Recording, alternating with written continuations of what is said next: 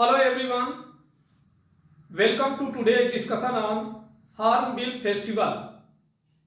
This topics relate culture and belongs to General Studies Paper 1, main exams and as well as preliminary examination also.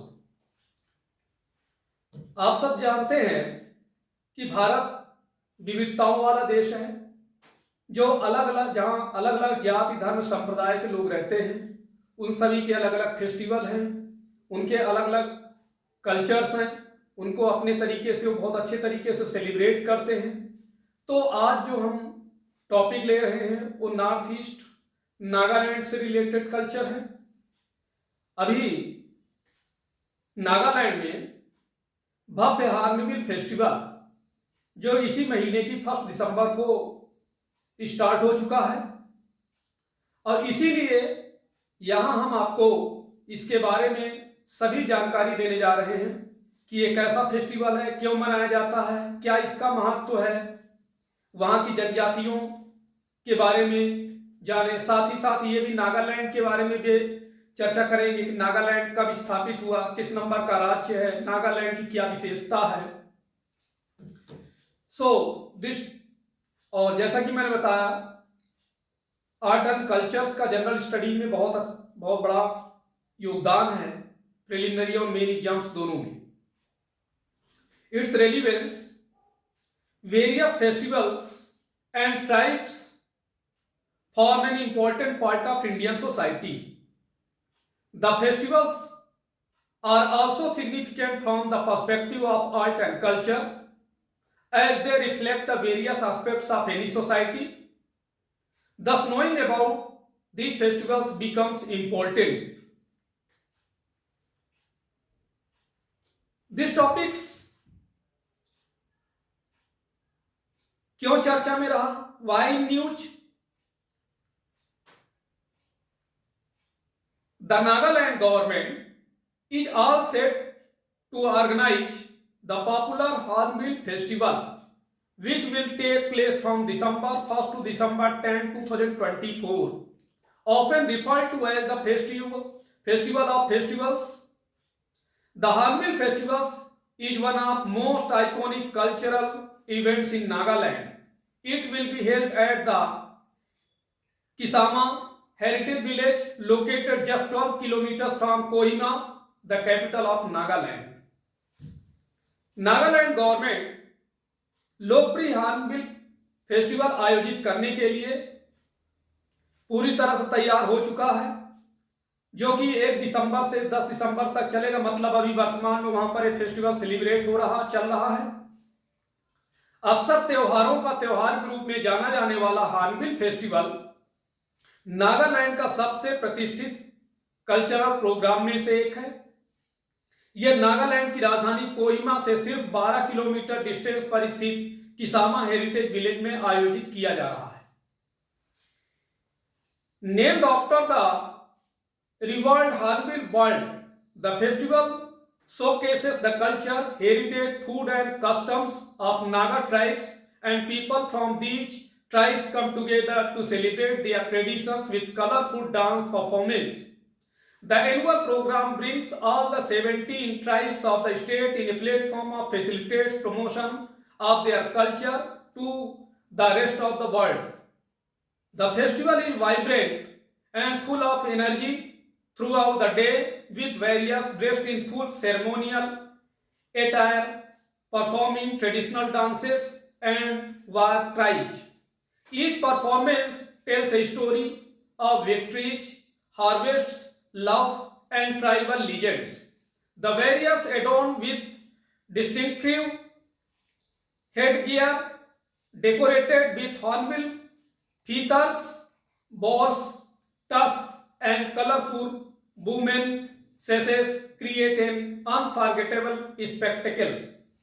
अर्थात प्रतिष्ठित hornbill पक्षी के नाम पर मनाए जाने वाले इस उत्सव में नागा जनजातियों की संस्कृति, विरासत, भोजन और रीति रिवाजों को प्रदर्शित किया जाता है और इन जनजातियों के लोग रंगारंग नृत्य प्रदर्शनों के साथ अपनी परंपराओं का जश्न मनाने के लिए एक साथ आते हैं।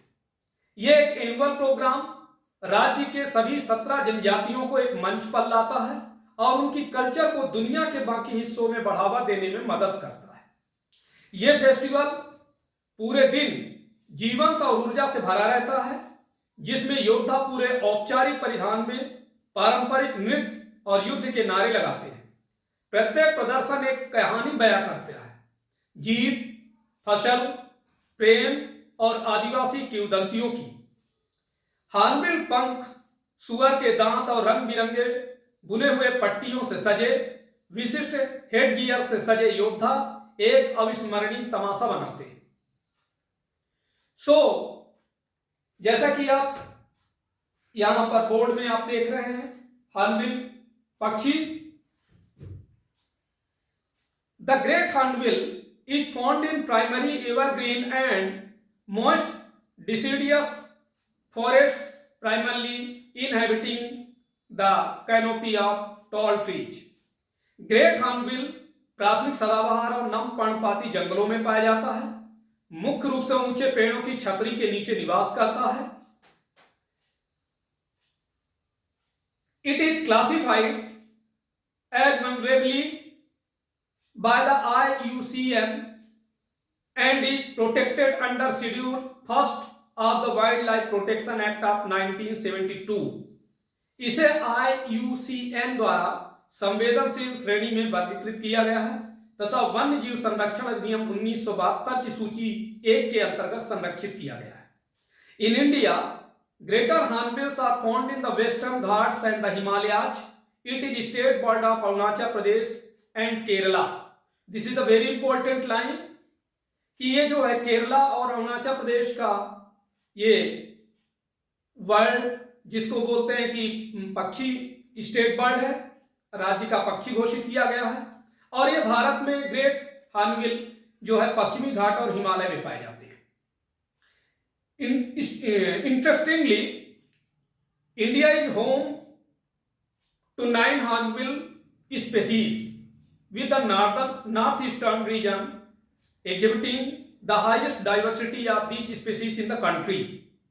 That means भारत में हॉर्नबिल की 9 प्रजातियां पाई जाती हैं तथा देश में इन प्रजातियों की सबसे अधिक विविधता नॉर्थ ईस्ट क्षेत्रों में पाई जाती है। नेक्स्ट इन नो जनजातियों और त्योहार के बारे में जाने। Nagaland tribes and festivals. The state of Nagaland was officially inaugurated on December 1st, 1963, becoming the 16th state of the Indian Union. It is bordered by Assam to the west, Myanmar means Burma, to the east, Arunachal Pradesh and part of Assam to north and Manipur to the south.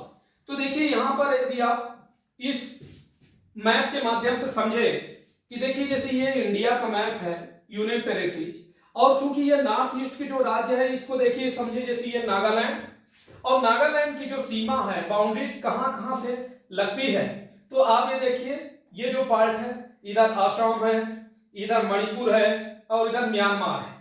और साथ ही साथ जैसा हमने बोला कि international boundary की बात किया जाए तो ये जो है म्यांमार यानी बर्मा की सीमा के साथ अपनी सीमा को साझा करता है।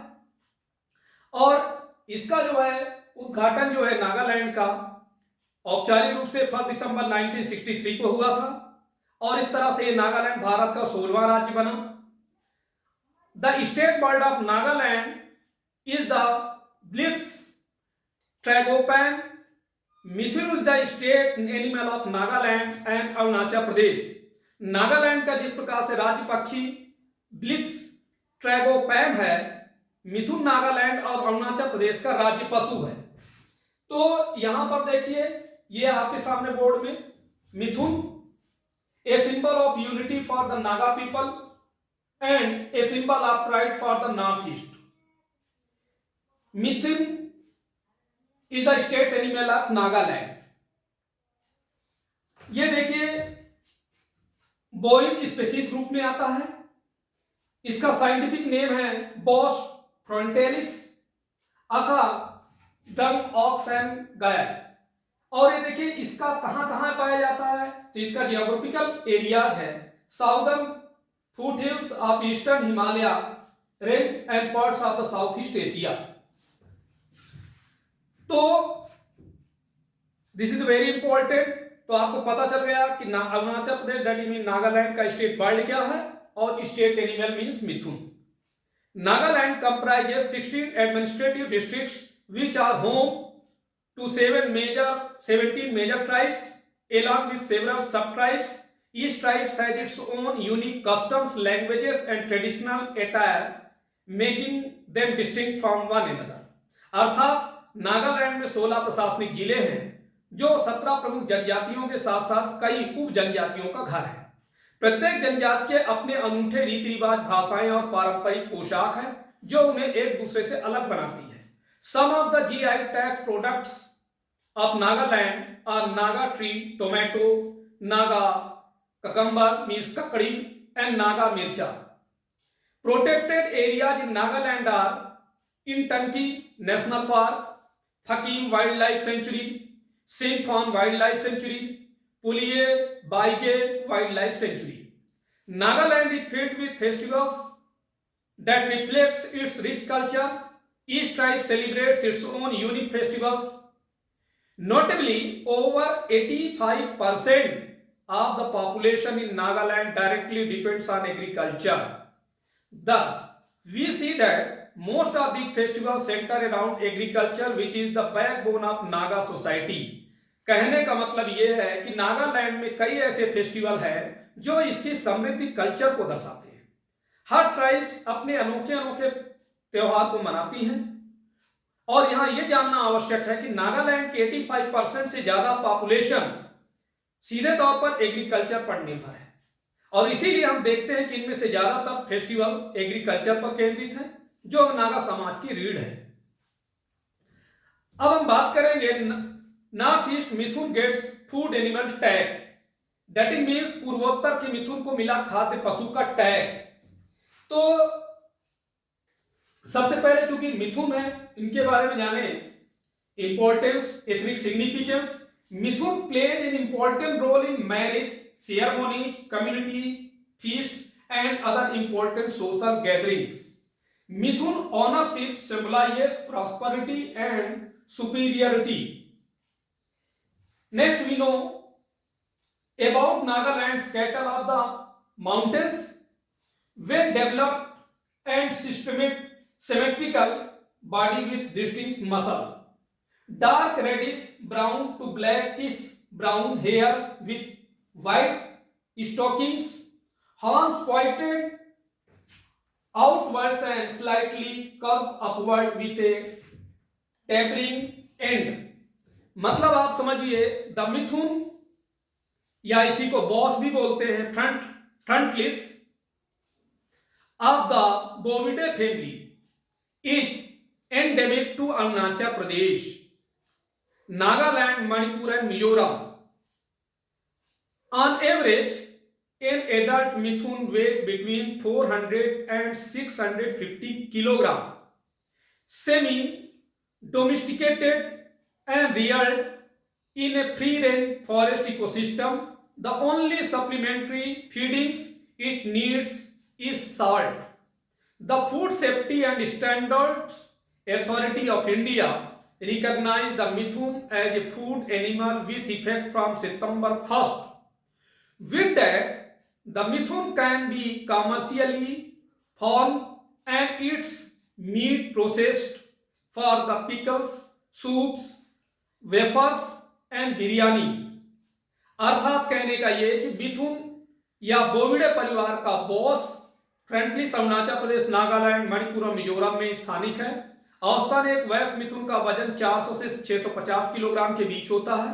अर्धपालतू और मुक्त श्रेणी के वन पारिस्थितिकी तंत्र में पाए जाने वाले इसे केवल नमक की ही पूरक खुराक की आवश्यकता होती है।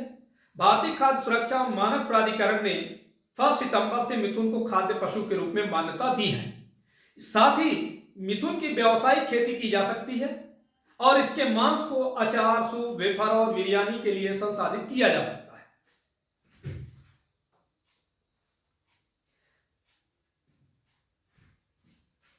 जियोग्राफिकल इंडिकेशन देखिए, ये आपको दिया है। अभी हमने यहां पर जीआई टैग के बारे में लाइन में मेंशन किया था। क्या है जीआई टैग? ये एक संकेत है जो उत्पाद के भौगोलिक क्षेत्र के बारे में बताता है। इसका उपयोग एग्रीकल्चर, नेचुरल यानी प्राकृतिक या निर्मित वस्तुओं की पहचान के लिए होता है। उत्पाद की गुणवत्ता और विशेषताएं बताता है। तो क्या है जीआई टैग, ये भी आपको जानना जरूरी है। तो ये था देखिए आज नागालैंड का जीआई टैग। नागालैंड में क्या क्या है, जैसा कि मैं लेक्चर में भी मेंशन किया था, ये नागा मिर्चा है, नागा पेड़ टमाटर जिसे बोलते हैं Naga tree tomato, and Chakhesang shawl जो लोग ऐसे गले में डालते हैं, एंड नागा ककड़ी जिसे हम बोलते हैं नागा ककम्बर। तो ये जो टॉपिक लिया, this is a very important topic belong art and culture. इसको बहुत अच्छे से पढ़ें और आने वाले प्रारंभिक परीक्षा में इससे संबंधित डेफिनेटली क्वेश्चन पूछा जा सकता है। तो आज इतना ही, धन्यवाद।